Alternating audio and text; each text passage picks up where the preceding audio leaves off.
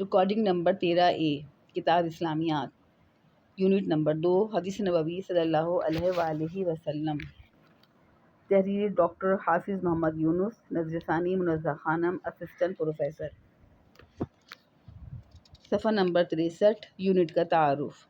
قرآن حکیم اللہ تعالیٰ کی آخری کتاب ہے۔ یہ کتاب اللہ تعالیٰ نے اپنے آخری پیغمبر اور رسول حضرت محمد صلی اللہ علیہ وسلم پر اتاری، اور آپ صلی اللہ علیہ وسلم کو یہ حکم دیا کہ لوگوں کو قرآن پاک پڑھائیں، اس پر عمل کر کے دکھائیں اور ان کو بھی اس پر عمل کرنے کے طریقے بتائیں۔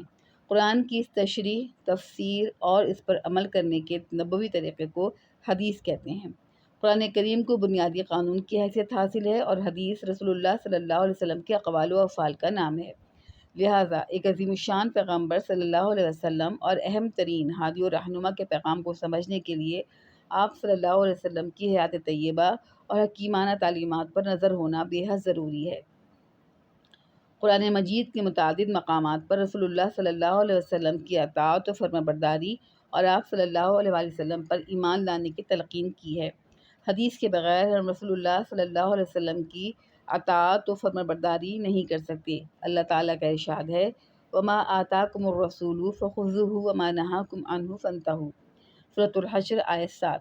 جو چیز رسول اللہ صلی اللہ علیہ وسلم تم کو دیں وہ لے لو، اور جس سے روکیں اس سے رک جاؤ۔ دوسرے مقام پر فرمایا، اِن تُطِیعُوا تَہْتَدُوا، سورۃ النور آیت نمبر 54۔ اگر تم رسول کی اطاعت کرو گے تو ہدایت اور سیدھی راہ پاؤ گے۔ اس طرح اللہ تعالیٰ نے قرآن مجید میں رسول اللہ صلی اللہ علیہ وسلم اور آپ صلی اللہ علیہ وسلم کے کلام یعنی حدیث کی شرعی حیثیت واضح کر دی۔ اس یونٹ میں آپ حدیث و سنت کی تشریح، حدیث کی اہمیت و حیثیت، حدیث کی تدوین، حدیث عہد رسول صلی اللہ علیہ وآلہ وسلم میں حدیث کی مشہور کتابیں، روایت حدیث میں شرائط اور حدیث کی اقسام کے بارے میں پڑھیں گے۔ اس طرح حدیث و سنت کا ایک اجمالی خاکہ آپ کے ذہن نشین ہو جائے گا اور اس بارے میں نئی معلومات حاصل کرنے کا جذبہ پیدا ہوگا۔ آخر میں 20 منتخب آیات بھی ترجمہ اور مختصر تشریح کے ساتھ دی گئی ہیں، جن سے آپ کے علم میں اضافہ ہوگا اور آپ ان پر عمل کر کے دین و دنیا کی کامیابی حاصل کر سکیں گے۔ یونٹ کے مقاصد۔ اس یونٹ کے مطالعے کے بعد آپ کو اس قابل ہو جانا چاہیے کہ آپ نمبر 1 حدیث اور سنت کی وضاحت کر سکیں اور ان کی الگ الگ حیثیت کا تعین کر سکیں۔ نمبر 2 حدیث کی اہمیت اور ضرورت پر روشنی ڈال سکیں۔ نمبر 3 تدوین حدیث کی کوششوں کو بیان کر سکیں۔ نمبر 4 روایت حدیث کا مفہوم بیان کر سکیں اور روایت حدیث میں شرائط کی وضاحت کر سکیں۔ نمبر 5 حدیث کی مشہور اقسام کی وضاحت کر سکیں۔ نمبر 6 حدیث کی مشہور کتب کے نام گنوا سکیں۔ نمبر 7 20 منتخب احادیث نبوی کا متن یاد کرنے کے ساتھ ساتھ ان کا ترجمہ اور تشریح بھی کر سکیں اور ان سے استفادہ کر سکیں۔ صفحہ نمبر 65۔ نمبر 1 حدیث رسول صلی اللہ علیہ وآلہ وسلم۔ قرآن حکیم نے ہمیں بار بار نماز پڑھنے کی تاکید کی ہے، لیکن ہم کتنی نمازیں پڑھیں، کس وقت پڑھیں، ہر نماز میں کتنی رکعت ہوں، نماز پڑھنے کا طریقہ کیا ہو، نمازوں میں کیا پڑھا جائے، یہ سب باتیں قرآن حکیم نے تفصیل سے نہیں بتائیں، بلکہ یہ بات رسول اللہ صلی اللہ علیہ وسلم کی ذمہ داری پر چھوڑ دی کہ آپ لوگوں کو ایک ایک بات زبانی سمجھائیں، اس پر عمل کر کے دکھائیں اور پھر لوگوں کو بھی عملی طور پر سکھا دیں تاکہ ہر بات واضح ہو جائے۔ عموماً یہی صورت قرآن حکیم کی دوسرے احکام کی ہے۔ قرآن حکیم میں اجمالی طور پر کوئی حکم بیان کیا گیا ہے اور اس کی تشریح اور تفسیر رسول اکرم صلی اللہ علیہ وآلہ وسلم نے کی ہے۔ حقیقت یہ ہے کہ حدیث نبوی صلی اللہ علیہ وسلم اور آپ صلی اللہ علیہ وسلم کے اقوال کے بغیر قرآن کا مطلب سمجھنا دشوار ہے۔ اگر حضور اکرم صلی اللہ علیہ وسلم قرآن مجید کی تشریح اور تفسیر نہ فرماتے تو ہمیں شرعی احکام پر عمل کرنے میں قدم قدم پر دقت پیش آتی۔ اللہ تعالیٰ کا فرمان ہے، مَن یُطِیعِ الرَّسُولَ فَقَدْ اَطَاعَ اللَّهَ، سورۃ النساء آیت 80۔ جو رسول اللہ صلی اللہ علیہ وسلم کی اطاعت و فرمانبرداری کرتا ہے وہ اللہ تعالیٰ کی اطاعت و فرمانبرداری کرتا ہے۔ اللہ تعالیٰ نے یہ بھی فرمایا ہے کہ حضور صلی اللہ علیہ وسلم جو کچھ عطا فرمائیں اسے قبول کرو اور جس سے روکیں اس سے رک جاؤ۔ صفحہ نمبر 66۔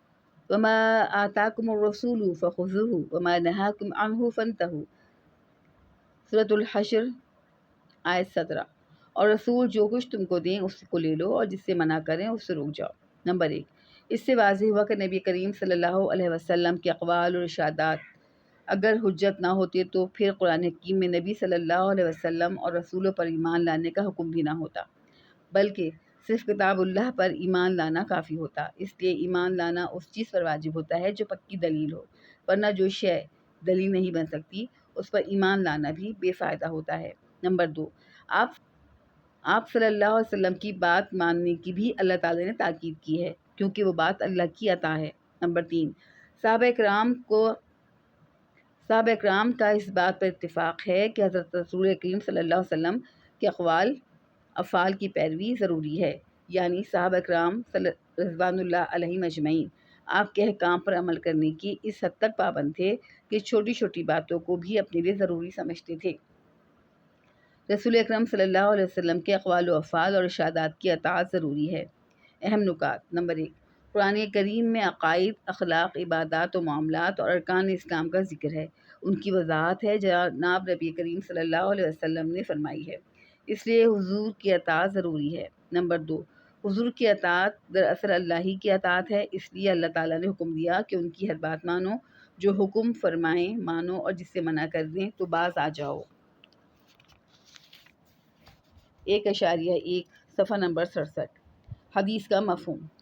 حدیث کے معنی بات کے ہیں، لیکن عام طور پر جب ہم 1.1 حدیث کا مفہوم۔ حدیث کے معنی بات کے ہیں، لیکن جب عام طور پر ہم حدیث یا حدیث نبوی صلی اللہ علیہ وسلم کا لفظ بولتے ہیں تو اس میں 3 چیزیں شامل ہو جاتی ہیں۔ نمبر 1، حضور نبی کریم صلی اللہ علیہ وسلم کی باتیں، گفتگو، کلام۔ نمبر 2، آپ نے جو کام کیے۔ نمبر 3، آپ کے سامنے کوئی کام کیا گیا اور آپ صلی اللہ علیہ وسلم نے اس پر خاموشی اختیار فرمائی۔ حدیث کی جمع احادیث ہے۔ جو شخص علم حدیث کا ماہر ہو اسے محدث کہتے ہیں۔ نمبر 1، رسول کریم صلی اللہ علیہ وسلم کی بات چیت، کام اور کسی چیز کو ہوتے ہوئے دیکھ کر پسند کرنا یا خاموش رہنا حدیث کہلاتا ہے۔ نمبر 2، حدیث بیان کرنے والے کو محدث کہتے ہیں۔ 1.2 سنت کا مفہوم۔ سنت کا لغوی معنی طریقہ، راستہ اور طرز عمل ہے، مگر اسلامی اصطلاح میں سنت سے مراد حضرت صلی اللہ علیہ وسلم کا طریقہ ہے۔ ہر وہ کام جو رسول اللہ صلی اللہ علیہ وسلم نے کیا یا کرنے کا حکم دیا سنت کہلاتا ہے۔ عام طور پر حدیث اور سنت میں کوئی فرق نہیں کیا جاتا۔ اگر آپ فرق کرنا چاہیں تو حضور اکرم صلی اللہ علیہ وسلم کی گفتگو کو حدیث اور آپ صلی اللہ علیہ وسلم کے عمل کو سنت کہیں گے۔ رسول کریم صلی اللہ علیہ وسلم کی گفتگو کو حدیث اور عمل کو سنت کہتے ہیں۔ صفحہ نمبر 68۔ 1.3 خود آزمائی۔ نمبر 1 حدیث کا معنی کیا ہے؟ نمبر 2 محدث کسے کہتے ہیں؟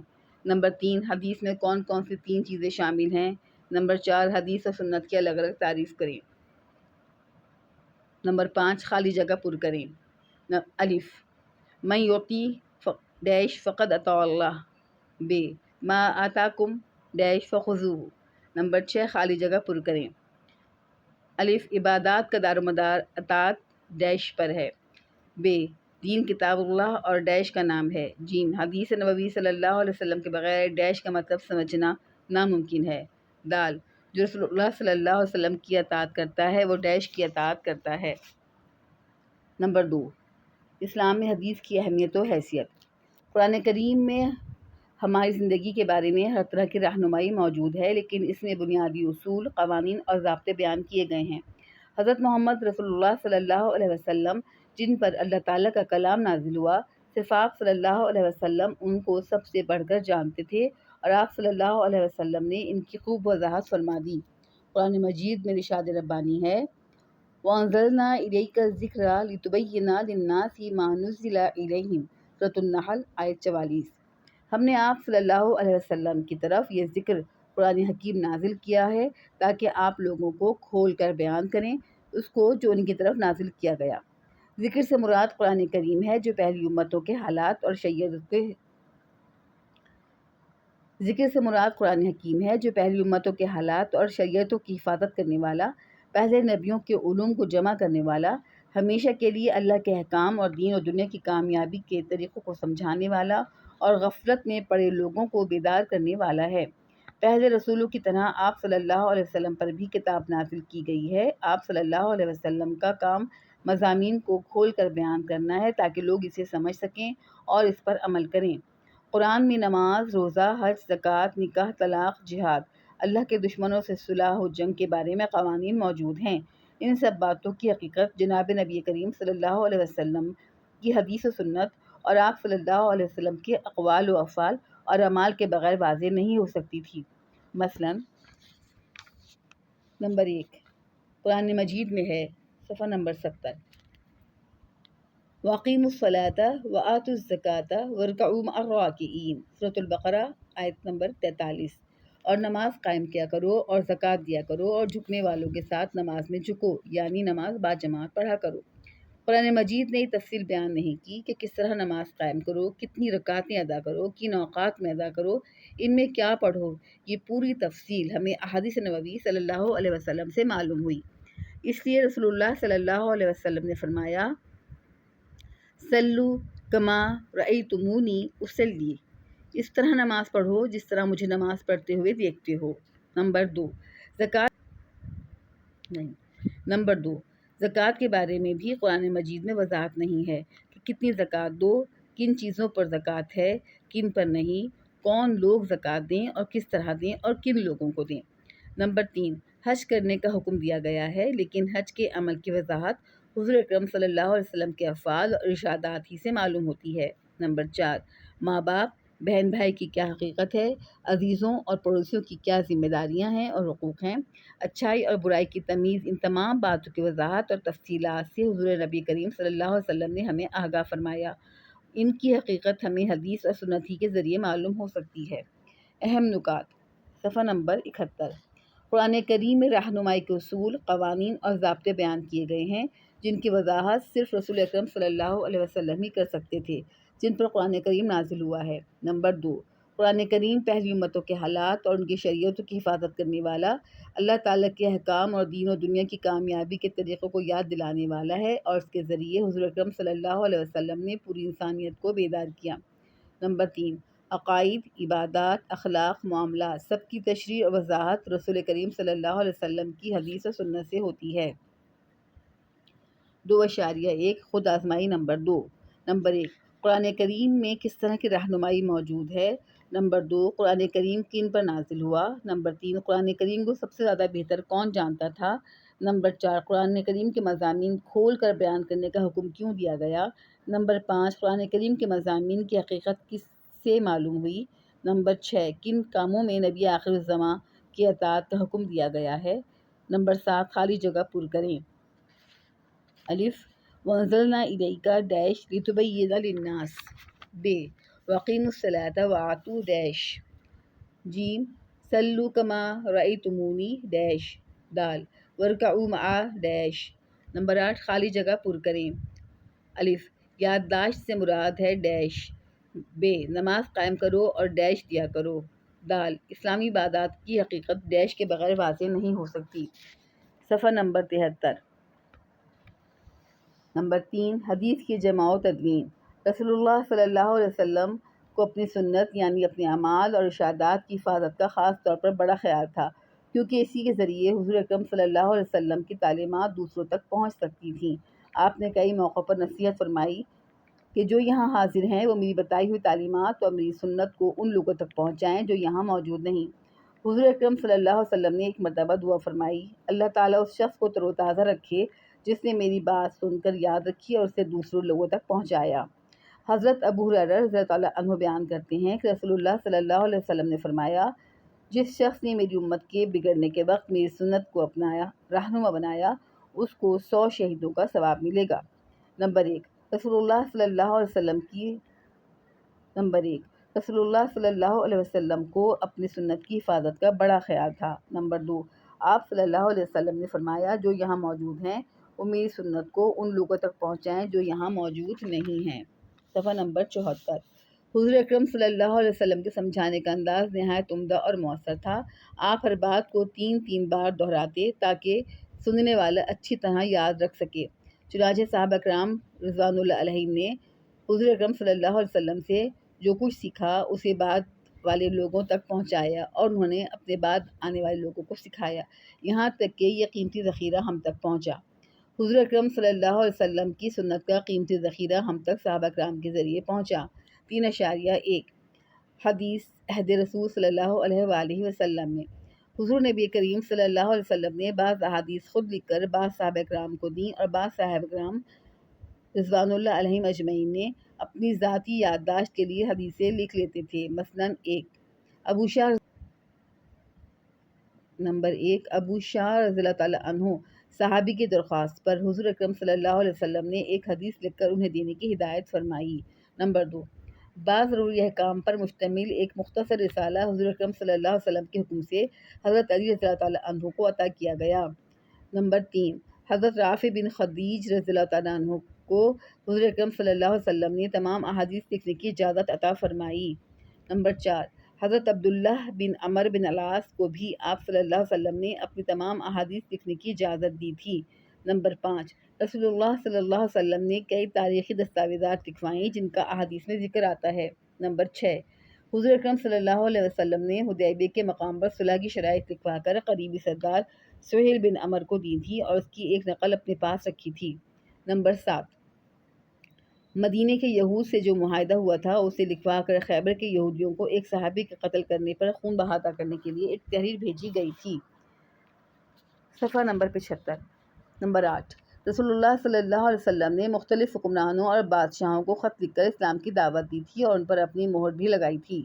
نمبر 9، رسول کریم صلی اللہ علیہ وسلم نے اپنی وصال سے کچھ عرصے پہلے کتاب الصدقہ کے نام سے زکوٰۃ کے مسائل لکھوا کر ایک جگہ جمع کرا دیے تھے تاکہ ماتحت حکام کو ارسال کیے جائیں۔ نمبر 10، حضور اکرم صلی اللہ علیہ وسلم نے حدیثوں کی ایک تفصیلی کتاب حضرت عمر بن حزم رضی اللہ تعالیٰ عنہ کی معرفت اہل یمن کو لکھوا کر بھجوائی، جس میں بہت سے شرعی مسائل اور احکام درج تھے۔ اہم نکات: حضور اکرم صلی اللہ علیہ وسلم نے اپنی حیات طیبہ میں بعض احادیث خود لکھوا کر بعض صحابہ کرام کو دیں۔ نمبر 2، صحابہ کرام رضوان اللہ علیہم اجمعین نے بھی حضور اکرم صلی اللہ علیہ وسلم کی اجازت سے احادیث لکھ لیں۔ نمبر 3، حضور اکرم صلی اللہ علیہ وسلم کی بہت سی تحریروں کا ذکر تاریخ اور حدیث کی کتابوں میں موجود ہے۔ صفحہ نمبر 75۔ 3.2 حدیث کی مشہور کتابیں۔ صحابہ کرام رضوان اللہ علیہم اجمعین اور تابعین نے رسول اکرم صلی اللہ علیہ وسلم کی احادیث پر مشتمل چھوٹی بڑی کتابیں تیار کیں جن کی بنیاد پر آگے چل کر مشہور کتابیں لکھی گئیں۔ ان میں 6 کتابیں بہت مشہور ہوئیں، ان کو سیاہ ستہ کہا جاتا ہے۔ یہ 6 کتابیں مندرجہ ذیل ہیں۔ نمبر 1، صحیح بخاری۔ امام بخاری محمد بن اسماعیل نے 14 برس میں ترتیب دی ہے۔ اس میں 3450 باب ہیں۔ اس میں حدیثوں کی مجموعی تعداد 9082 ہے، جس میں مکرر حدیثیں بھی شامل ہیں۔ امام بخاری نے 256 ہجری میں بخارا میں وفات پائی۔ صفحہ نمبر 76۔ نمبر 2، صحیح مسلم۔ حدیثوں کا یہ مجموعہ امام مسلم بن حجاج قشیری نے ترتیب دیا ہے۔ اس میں مکرر حدیثوں سمیت کل احادیث کی تعداد 7275 ہے۔ امام مسلم نے 261 ہجری میں نیشاپور میں وفات پائی۔ نمبر 3، سنن ابی داؤد۔ یہ کتاب امام ابو داؤد سلیمان بن اشعث نے تعریف کی۔ اس کتاب میں 4800 صحیح احادیث درج ہیں۔ اس کتاب میں اصول علم، احکام فقہ اور سنت نبوی صلی اللہ علیہ وسلم کا اہم جز شامل ہے۔ امام ابو داؤد نے 275 ہجری میں بصرہ میں وفات پائی۔ نمبر 4، جامع ترمذی۔ اس کتاب کو امام ابو عیسیٰ محمد بن عیسیٰ ترمذی نے ترتیب دیا ہے۔ آپ ترکستان کے شہر ترمذ میں 200 ہجری میں پیدا ہوئے۔ ترتیب اور تہذیب کے لحاظ سے یہ کتاب بہت اہم ہے۔ اس میں 3956 صحیح احادیث ہیں۔ امام ترمذی نے 279 ہجری میں وفات پائی۔ نمبر 5، سنن نسائی۔ اس کتاب کے مؤلف امام نسائی ابو عبد الرحمن احمد بن شعیب ہیں۔ آپ 215 میں خراسان کے شہر نسا میں پیدا ہوئے۔ اس کتاب میں عبادات اور احکام کی حدیثوں کو بہت اہمیت دی گئی ہے۔ اس میں کل 5761 احادیث ہیں۔ امام نسائی نے 303 ہجری میں 88 سال کی عمر میں وفات پائی۔ صفحہ نمبر 77۔ نمبر 6، سنن ابن ماجہ۔ اس کتاب کو امام ابن ماجہ ابو عبداللہ بن یزید قزوینی نے تعریف کیا۔ آپ ایران کے شہر قزوین میں 209 ہجری میں پیدا ہوئے اور 275 ہجری میں وفات پائی۔ اس کتاب میں 4000 احادیث ہیں۔ نمبر 1، حدیث کی 6 مشہور کتاب سیاہ ستہ کہلاتی ہیں۔ نمبر 2، صحیح بخاری، صحیح مسلم، سنن ابی داؤد، جامع ترمذی، سنن نسائی اور سنن ابن ماجہ کتب حدیث ہیں۔ مشغلہ سیاست کی ایک فہرست تیار کریں اور بتائیں کہ وہ کن کن کی تالیف ہیں۔ ان لوگوں کے مختصر کوائف اور علمی ذوق پر ضروری معلومات فراہم کریں۔ نیز ان کتابوں کی علمی افادیت واضح کریں۔ 3.3 خود آزمائی نمبر 3۔ نمبر 1، حضور اکرم صلی اللہ علیہ وسلم نے اپنی سنت کو دوسروں تک پہنچانے کے لیے کیا ہدایت فرمائی تھی؟ نمبر 2، حضور اکرم صلی اللہ علیہ وسلم کے سمجھانے کا انداز کیسا تھا؟ نمبر 3، حضور اکرم صلی اللہ علیہ وسلم کی سنت کا قیمتی ذخیرہ کن کے ذریعے ہم تک پہنچا؟ نمبر 4، حضور اکرم صلی اللہ علیہ وسلم کے حکم سے حضرت علی رضی اللہ تعالیٰ عنہ کو جو مختصر رسالہ لکھ کر دیا گیا اس میں کیا تھا؟ نمبر 5، خیبر کے یہودیوں کو جو تحریر بھیجی گئی تھی اس میں کیا لکھا تھا؟ نمبر 6، رسول اللہ صلی اللہ علیہ وسلم نے اپنی وصال سے پہلے زکوٰۃ کے مسائل کس نام سے جمع کروائے؟ نمبر 7، رسول اللہ صلی اللہ علیہ وسلم نے اہل یمن کو ایک تفسیری کتاب بھجوائی تھی، اس میں کیا درج تھا؟ نمبر 8، سیاہ ستہ میں کون کون سی کتابیں شامل ہیں؟ نمبر 9، امام بخاری کا پورا نام کیا تھا؟ نمبر 10، صحیح مسلم میں احادیث کی کل تعداد کتنی ہے؟ نمبر 11، سنن ابی داؤد کی احادیث میں کون سے اہم جز شامل ہیں؟ نمبر 12، سنن نسائی میں کس قسم کی احادیث کو اہمیت دی گئی ہے؟ نمبر 13، خالی جگہ پر کریں۔ الف، رسول اکرم صلی اللہ علیہ وسلم کو اپنی ڈیش کی حفاظت کا بڑا خیال تھا۔ ب، آپ صلی اللہ علیہ وسلم ہر بات کو ڈیش بار دہراتے تھے۔ جیم، صحیح بخاری میں حدیثوں کا مجموعی تعداد ڈیش ہے۔ نمبر 14 مکمل کریں۔ الف، جس شخص نے میری امت کو بگڑنے کے وقت میری سنت کو اپنا رہنما بنایا اس کو ڈیش شہیدوں کا ثواب ملے گا۔ ب، جو یہاں حاضر ہیں وہ میری ڈیش کو ان لوگوں تک پہنچائیں جو یہاں موجود نہیں۔